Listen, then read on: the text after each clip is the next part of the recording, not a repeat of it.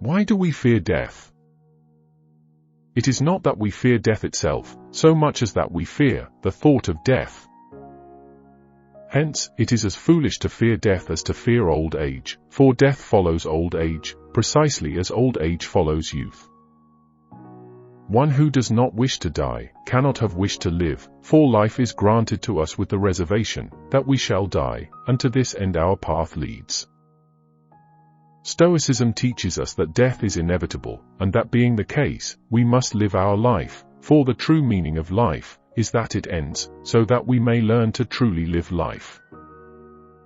On Conquering the Conqueror. I have beheld Bassus, that noble man, shattered in health and wrestling with his years. Old age has settled down upon him with great, yes, with its entire weight. For a long time he has kept it in hand, or, to speak more correctly, has kept it together. Of a sudden it has collapsed. Just as in a ship that springs a leak, you can always stop the first or the second fissure, but when many holes begin to open and let in water, the gaping hull cannot be saved. Similarly, in an old person's body, there is a certain limit up to which you can sustain and prop its weakness. When every joint begins to spread and while one is being repaired another falls apart, then it is time for a person to look about them and consider how they may get out. This is what our friend Bassus is doing, and he contemplates his own end with the courage and countenance which you would regard as undue indifference in a person who so contemplated another's. This is a great accomplishment, Lucilius, and one which needs long practice to learn, to depart calmly when the inevitable hour arrives. For I must tell you what I myself think. I hold that one is braver at the very moment of death than when one is approaching death, for death, when it stands near us, gives even to inexperienced person the courage not to seek to avoid the inevitable.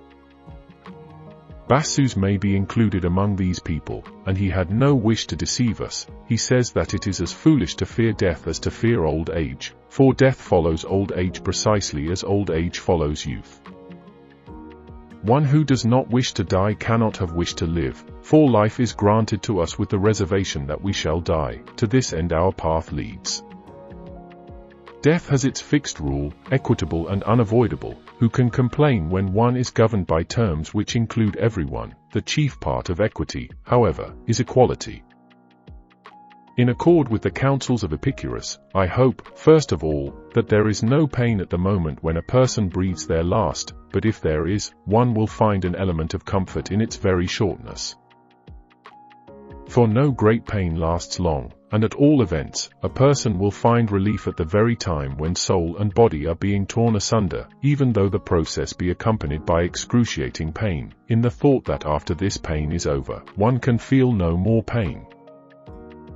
Bassus kept saying, it is due to our own fault that we feel this torture, because we shrink from dying only when we believe that our end is near at hand. Yet who is not near death? It is ready for us in all places and at all times.